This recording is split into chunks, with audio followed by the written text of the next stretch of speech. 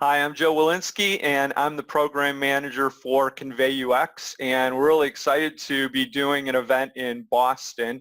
We've done a three-day event in Seattle the past 7 years, and we will have an 8th year for that. But we're doing a special themed event called the Nexus of Product and UX. That's coming up August 15th and 16th in Boston. And one of the fun things I get to do is talk to the speakers that will be at the event. And today I am chatting with Patti Palmer of TIAA. And how are you doing today, Patti? I'm doing great. It's a great day.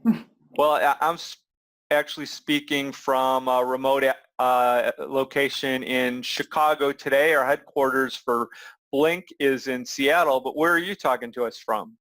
I'm talking to you from Cape Cod, Massachusetts.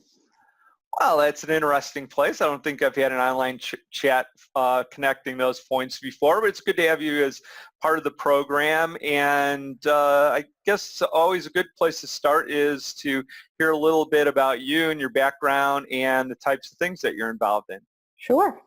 I will start by saying, first of all, you know my name, Patti Palmer. I am the Director and Design of User Experience Manager for TIAA. TIAA is a financial company that is sort of in a niche market. They work with the academic, governmental, medical, cultural, nonprofit fields.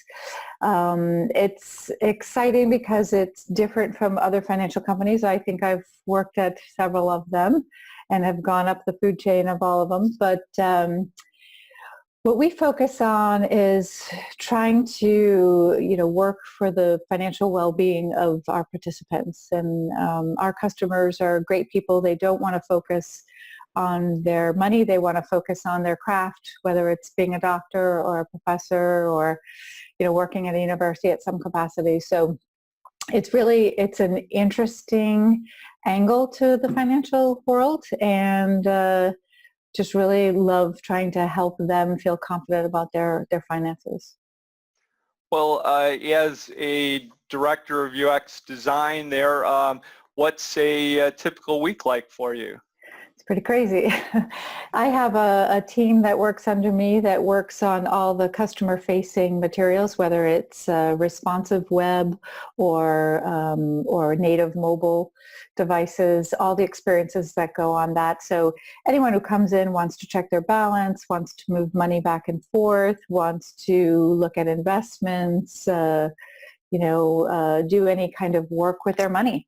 Even including looking at tools or anything that may better their financial future towards retirement or things like that. So it's pretty busy. It's constantly evolving. We work with multiple teams to start with a conceptual piece, and then we work it into a more tangible, make it real kind of design.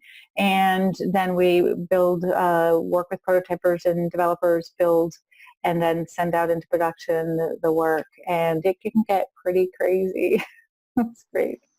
I'm sure it's a dynamic, moving environment, and we're going to talk about your session for the conference in a minute, but I always like to ask if there's anything exciting new going on with your work activities or personal activities. Anything come to mind like that?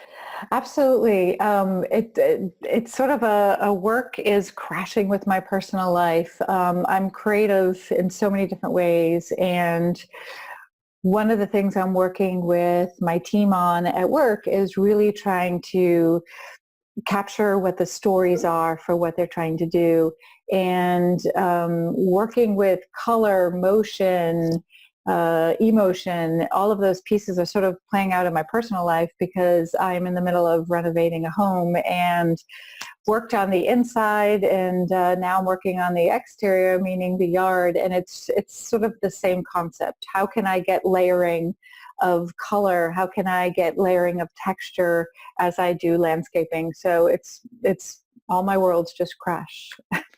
You mentioned emotion, and that's a part of the topic. Your topic title is Get Emotional, Connecting Products and People in the Digital World. So tell us a little bit about what we can expect from that.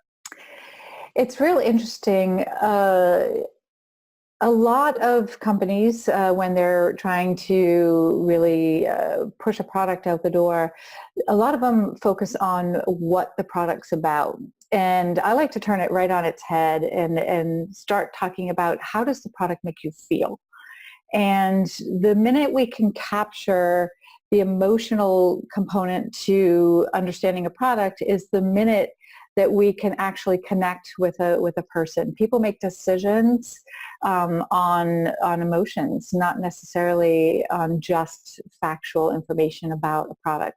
So what I'm trying to do is really tap into that emotion and be able to capture what it is about the emotion and also wrap in that the what it is. And if you can combine the two, I think you can really successfully, market a product. So it's very interesting. You'll see a lot of companies out there and they focus on the what it is and not necessarily the why they're doing it or why they would purchase it. And then on top of that, how does it make them feel? So if we can capture those other two pieces and work with a design that is simple and easy to follow and can allow people to really understand in a quick snapshot all of those pieces together, now I think you're going somewhere. Now you're going to have success. Well, one of the things that we were hoping to accomplish with the theme of this event is collaboration and a better understanding between what might be the product design, product management parts of organizations, and then the user experience professionals, which are involved in research and design. And different organizations have different ways that they've found that that works out. What's it like at TIAA? What's the relationship between those initial design thoughts about what company is going to be moving toward, and then how that manifests itself with the user experience professionals? Yeah, excellent question.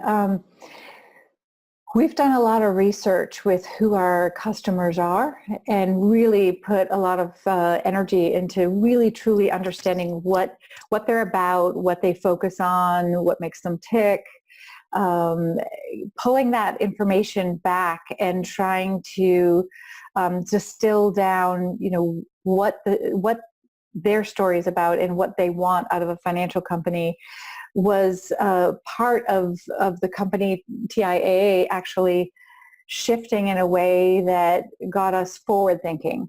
It's not that we never did forward thinking before, but now what we're finding is there's a lot of companies, and I've worked in multiple financial companies before, and you would discover, what the data was telling you, people are looking for and how they were looking for it. And then, you'd get a product team together saying, okay, we need to have these features and all that stuff.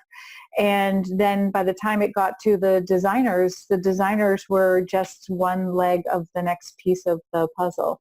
What's happening here is we're actually getting in front of that because we're doing some really early research and understanding and tapping into personalities and different types of ways people think about it. Some people are anxious. They don't want to deal with it. Some people are hands-on and want to get right into the data.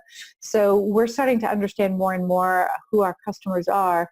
And because of that, we're able to start doing conceptual work really early on and helping to drive some of those business cases that the product teams may want to do. So it's a very interesting take to be that far up in the process. Normally designers are a little bit further down, but we're really making headway there. And once it comes down into the conceptual stages, we're also learning how to phase it so that we can go out with very easily implementable pieces versus trying to do the ta-da big moment where, that might take 18 months to get to, the end state design that you've been working on. But we're looking at it saying, that's too long of a time frame. So how do we chop that up into little pieces, still have that end piece in mind, but build in a way that will get us to that piece so much quicker, and just have multiple teams just going at it and, trying to pick up those pieces and go. It takes a lot of planning, and we test along the way, because one of the really interesting moments we had is when we did slow incremental smaller incremental advances on the designs, we actually found there was no customer impact at all. People just digested it. It was good. When you have the big ta-da moment and you wait until the design is perfect and then you get it into production, we were finding that people were more shocked and more, yay, you moved my cheese. It used to be over here yesterday. Now it's over here today. And they weren't able to consume that. So we found a little way to work that so that you can slowly change the design, but in a very rapid way, so that they don't even know the design is changing. Because every time they log in, it's just a little piece that's changing, not the entire page. So a little success there, and it's been interesting. You add emotion to that, and you start to get more, we're finding that with emotional components to these designs, we're actually getting more engagement. So that's great. Well, that all sounds really interesting, and I think that's going to make for a very interesting time to interact with you as the participants are able to listen to you in your talk, as well as some of the other more interactive activities that we'll have going on at the event. So thanks for taking some time to talk to me today, and I'll see you in Boston later this year. That's great. I'm looking forward to it. All right. Thanks a lot, Patti. Bye-bye. Yep. Bye-bye.